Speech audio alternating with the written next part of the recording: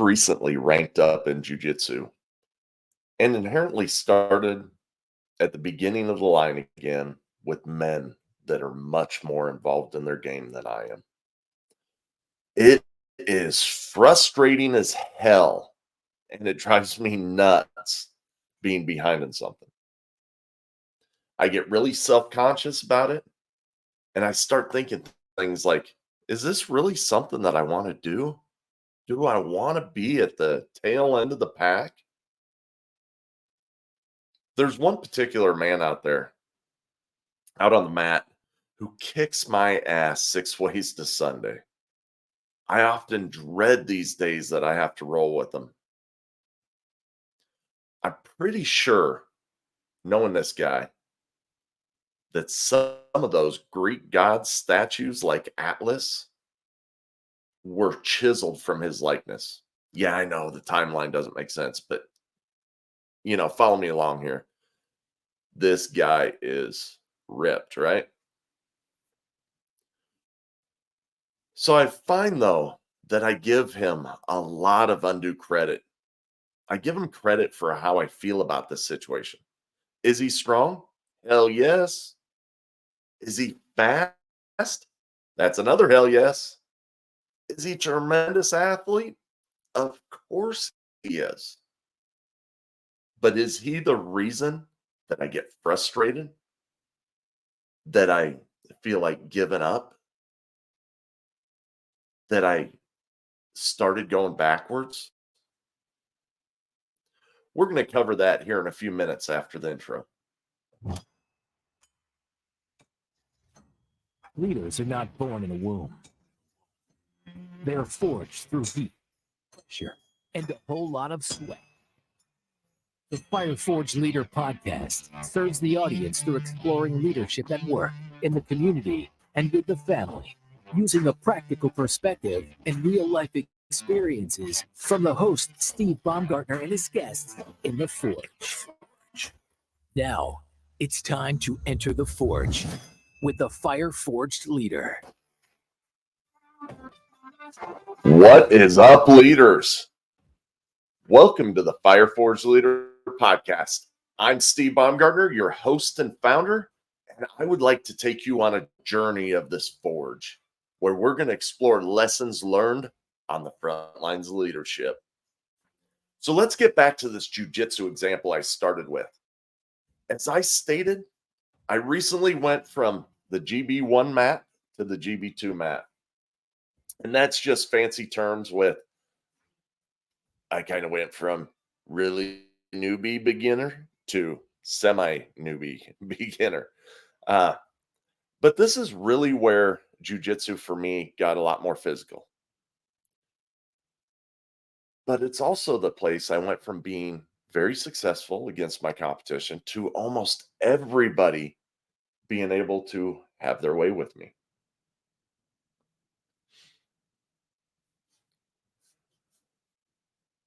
I've probably mentioned in the past that I'm around 6'3" and weigh in at about 240 pounds. Due to this, I get matched up with the larger guys. One of these is David. He's the gentleman that I've already talked about. And everybody knows David at the gym.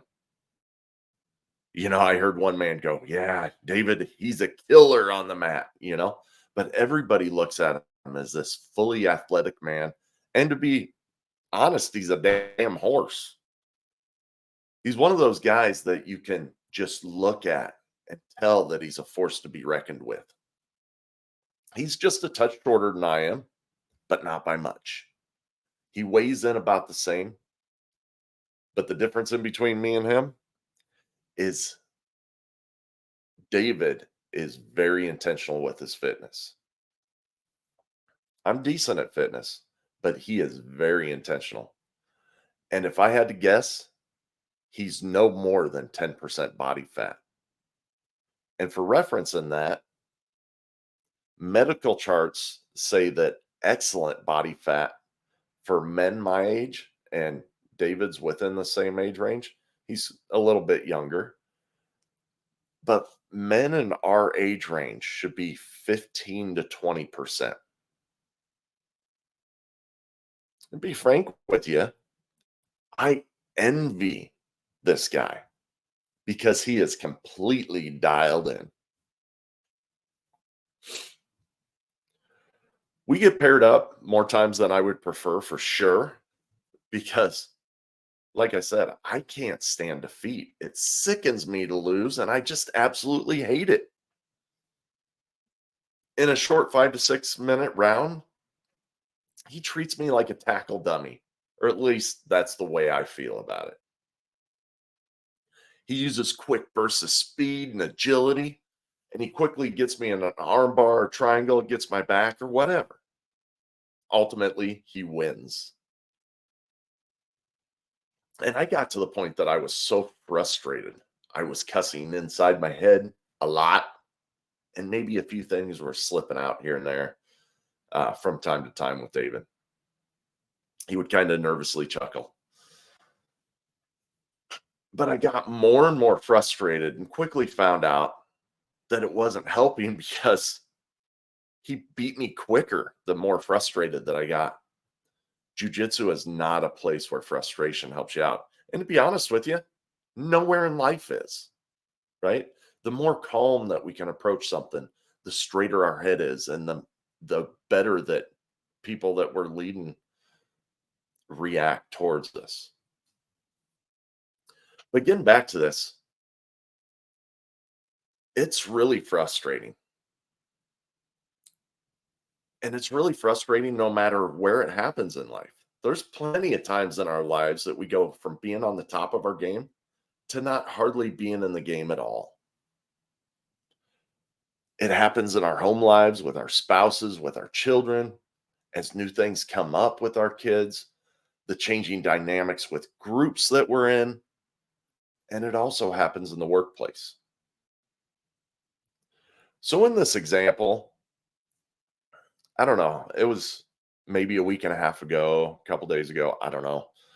Uh, but I was sitting back just thinking about this, just pondering on it. Why did it seem like he was getting so much better and I seem to be getting a lot worse rapidly? And what I came up thinking about this entire situation is it was simply my pride. More specifically, I believe it was leadership pride.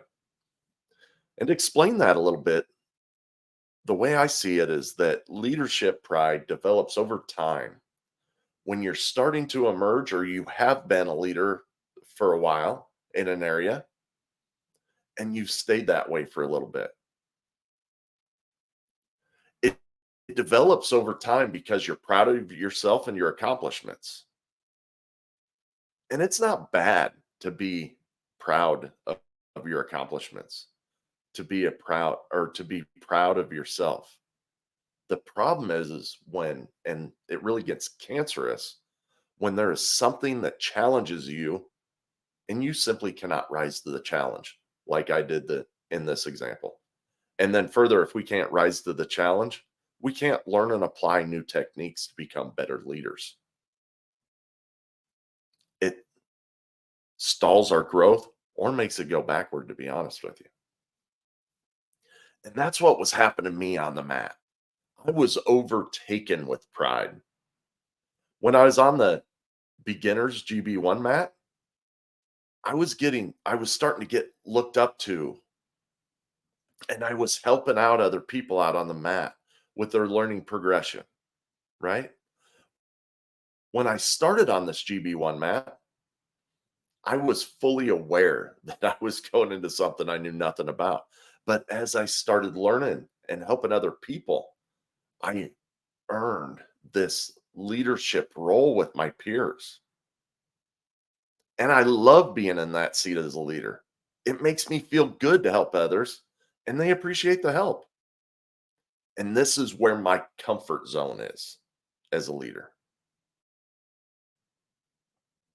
After realizing this, however, I had a good chuckle about it because I've been in this position before, and it's so easy to get out of.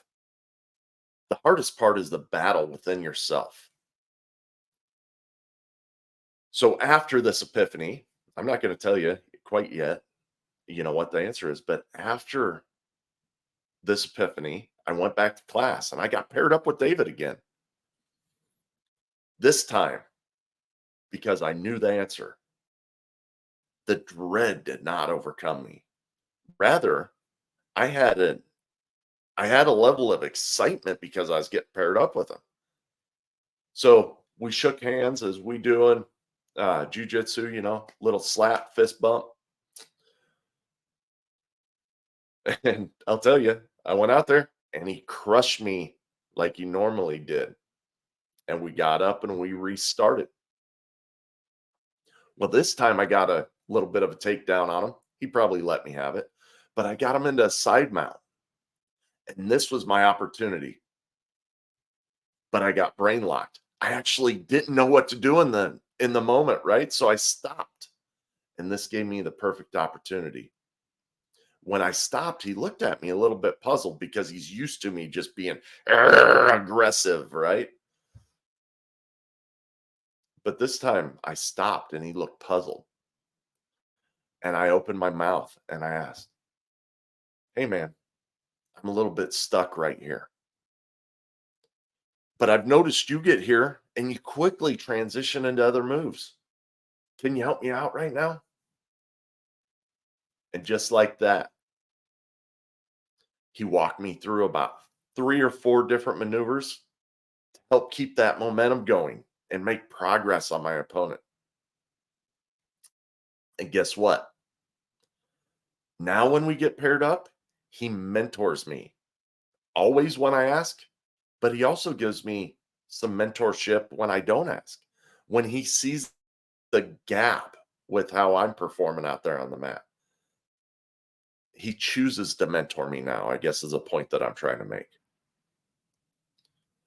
So something else that's funny is once that I dropped this leadership pride, I started getting better with David.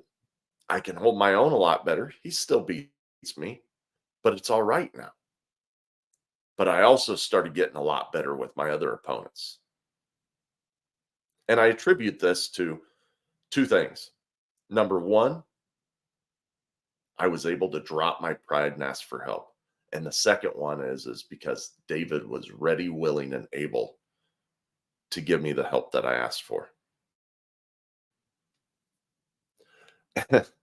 And now I laugh about this a lot because I was starting to see David as this monster, this man who just wanted to come to the mat and slam me down and show me up. And it's amazing too because I thought this way, but off the mat, we talk all the time. We both have boys that are the same age and we talk about them and how they're doing out on the mat, different things like that, how we like jujitsu. He's asked me 1,000 times. He's like, "Hey, man, I love to see you keep on showing up. You loving it or what?" You know, we have those kind of conversations.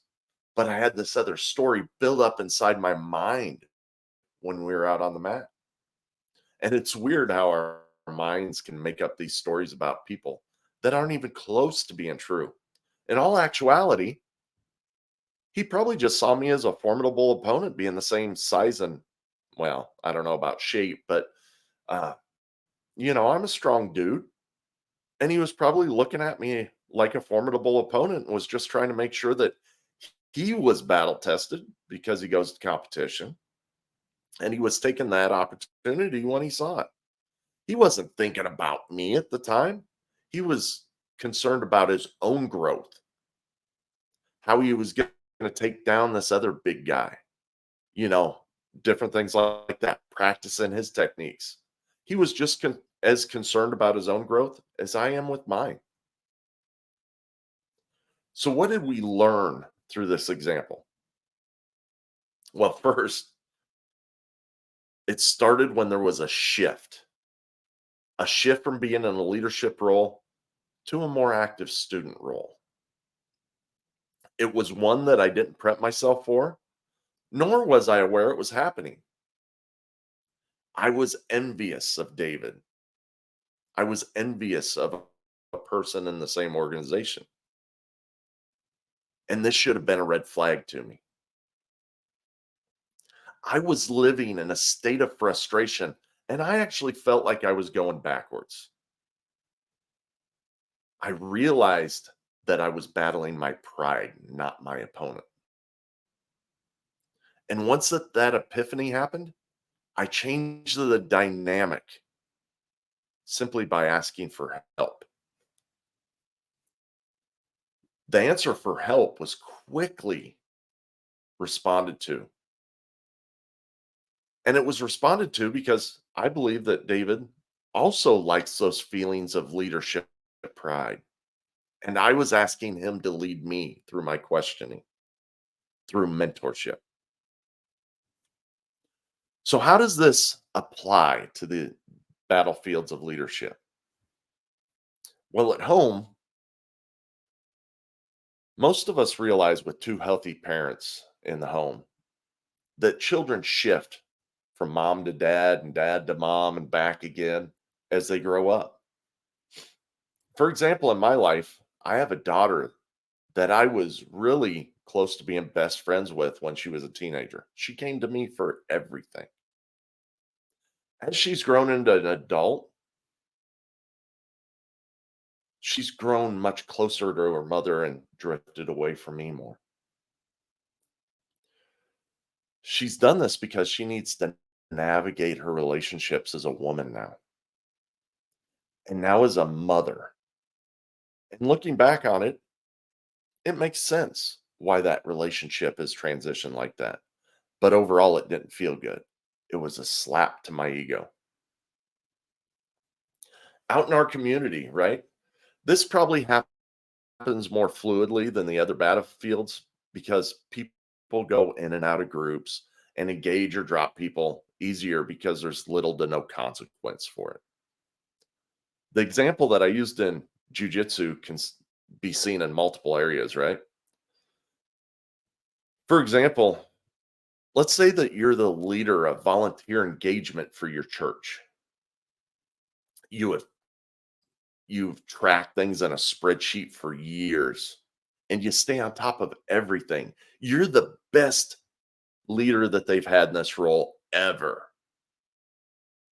However, this year, because of things that have happened in the community and what have you, the leaders of the church have now handed you this software that you need to use and track the different volunteers because it will tie all of the background checks together and be a better historian.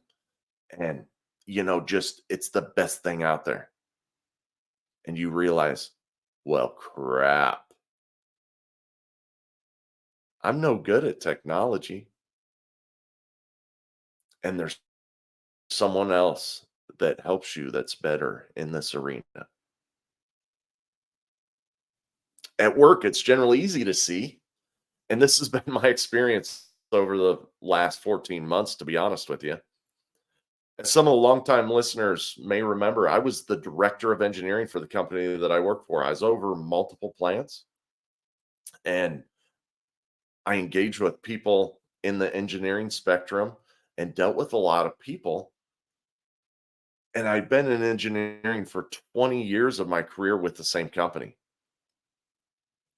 And to get more time at home and to be able to focus on the things that I want to focus on, I chose to do a career change and took a plant manager job within the same company. I found out quickly, very, very quickly, that some of the skills that I had as a director in engineering, they transferred. But there was a ton for me that I needed to learn. I had never been on the operations side before. And I was no longer the big dog on the block. There were a ton of people out there that knew how to do this job better than I did. And I have a mentor in it now. So, overall, how do we fight this thing that I call leadership pride? Well, here's my advice. First, we need to be aware of changes in our world. When we're more aware of changes that are happening, we can be more prepared. We need to understand what is changing around us. Is it technology? Is it people? Whatever it is, we need to be aware of it. And then we need to see if we're staying in front of these changes or letting them hit us. There's a big difference in between that. Offense and defense, right?